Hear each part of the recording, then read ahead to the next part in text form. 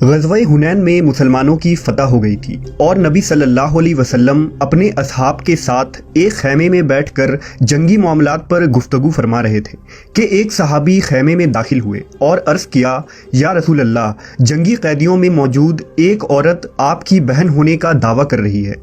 چونکہ حضور کا نہ کوئی بھائی تھا اور نہ ہی بہن، اس لیے سب حیران ہو گئے کہ یہ عورت کون ہے۔ رسول اللہ صلی اللہ علیہ وسلم نے فرمایا، اس خاتون کو اندر لایا جائے۔ خاتون خیمے میں داخل ہوئی اور حضور کی جانب محبت بھرے نظروں سے دیکھنے لگی۔ یہ عورت کون تھی؟ تاریخ میں اس عورت کے متعلق کیا لکھا ہے؟ کیا نبی صلی اللہ علیہ وسلم کے والدین کے مزید اولادیں تھیں؟ ان تمام پرتجسس سوالات کے جواب آج ہم اس ویڈیو میں جانیں گے۔ فتح مکہ تک جزیرہ عرب میں آباد تقریباً تمام قبیلے اسلام میں داخل ہو گئے تھے اور نبی صلی اللہ علیہ وسلم کی اطاعت قبول کر لی تھی، سوائے قبیلہ بنو حوازن اور قبیلہ بنو ثقیف کے۔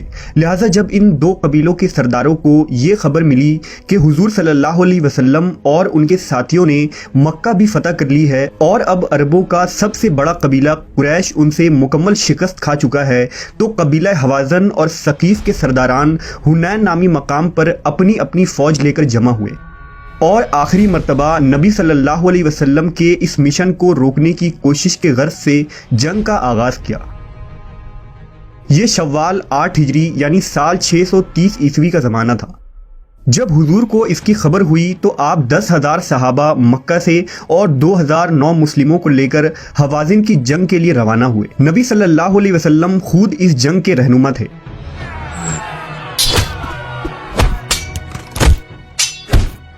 مسلمانوں کو فتح نصیب ہوئی اور مشرکین کے 70 سے زائد سپاہی مارے گئے، 6,000 سے زائد مشرکین کو گرفتار کر لیا گیا اور ان کے 24,000 اونٹ اور 40,000 بکریاں ضبط کر لی گئی۔ بنو حوازن اور بنو ثقیف کے قبائل کے ان قیدی عورتوں میں ایک بوڑھی خاتون بھی تھی۔ روایتوں کے مطابق جب صحابہ کا ایک دستہ انہیں گرفتار کرنے پہنچا تو انہوں نے کہا، کیا تم مجھے قیدی بناؤ گے؟ میں تمہارے سپہ سالار اور اللہ کے نبی کی بہن ہوں۔ صحابہ اکرام حیران رہ گئے۔ انہوں نے اس بوڑھی خاتون کو نبی صلی اللہ علیہ وسلم کے خدمت اقدس میں پیش کیا۔ جب یہ خاتون حضور کے سامنے آئی تو آپ کی جانب محبت بھرے انداز میں دیکھنے لگی اور بولی، اے اللہ کے رسول، میں تمہاری بہن شیمہ بنت حارثہ ہوں۔ نبی صلی اللہ علیہ وسلم نے ماضی کی یادیں ٹٹولتے ہوئے فرمایا، ہاں، بنی سعد میں میری ایک بہن کا نام شیمہ تھا۔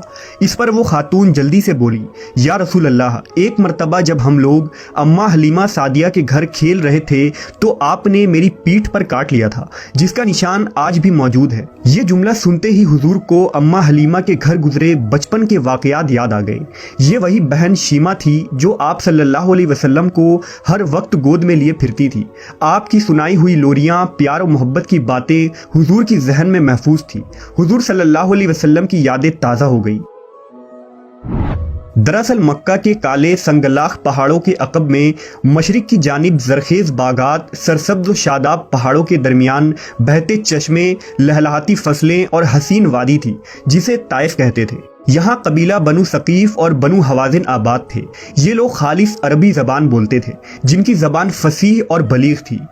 چنانچہ شہر کے لوگ اپنے بچوں کو ان قبائل کی عورتوں کے حوالے کر دیا کرتے تھے تاکہ رضاعت کے دنوں میں بچے کھلے آب و ہوا اور خالص ماحول میں پرورش پائیں اور خالص عربی زبان سیکھیں۔ لہذا حضور کو بھی پیدائش کے بعد دائی حلیمہ کے حوالے کر دیا گیا تھا، جو اسی علاقے کی خاتون تھی۔ حضور کا بچپن انہی خوشگوار وادیوں میں گزرا تھا۔ حضور نے اپنی رضاعت کے 5 سال بنی سعد میں اماں حلیمہ سعدیہ کے گھر گزارے تھے۔ یہاں حضور کی 4 بہنیں بھائی موجود تھے۔ یہ دائی حلیمہ کے اپنے بچے تھے، جن کے نام عبداللہ، انیا، حذیقہ اور حذافہ تھے۔ تاریخ میں حذافہ شیمہ کے نام سے مشہور ہوئیں۔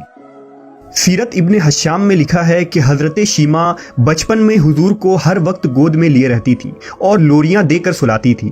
اس لوری کا ترجمہ یوں ہے کہ اے ہمارے رب، ہمارے لیے محمد کو باقی رکھنا تاکہ میں انہیں سردار کے روپ میں دیکھوں، اور اے اللہ، ان کے دشمنوں اور حاسدوں کو ذلیل و رسوا کرنا اور محمد کو دائمی عزت عطا فرمانا۔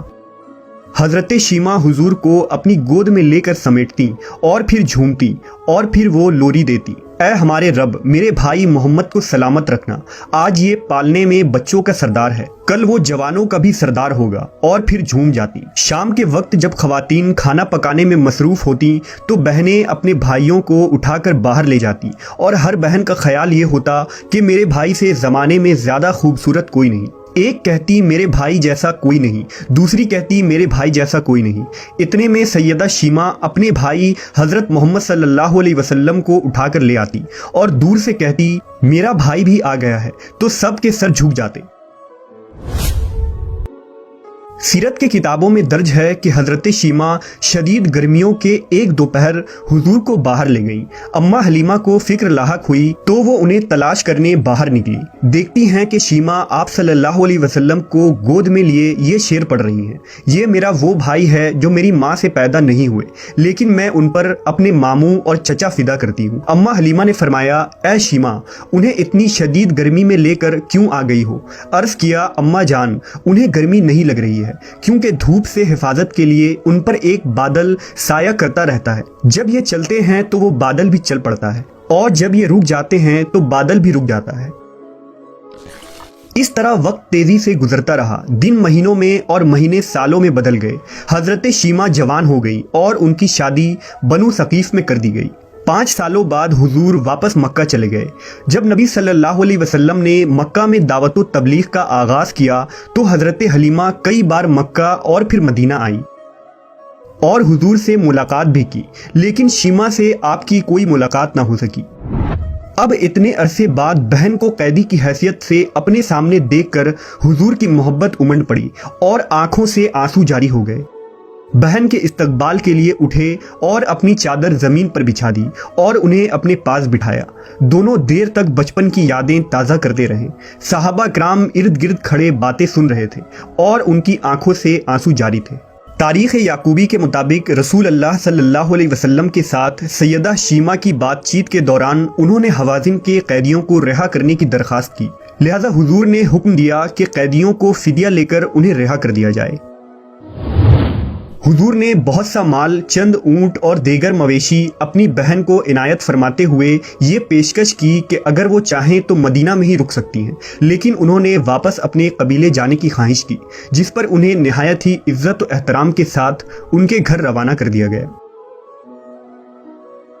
قیدیوں کی رہائی کے بعد کچھ صحابہ کرام نبی صلی اللہ علیہ وسلم کے خدمت میں حاضر ہوئے تو آپ نے فرمایا جب بھی میں قیدی رہا کرتا ہوں تو میری یہ عادت ہے کہ میں تم لوگوں سے مشورہ کرتا ہوں، لیکن آج میں نے ایسا نہیں کیا اور قیدیوں کو آزاد کر دیا۔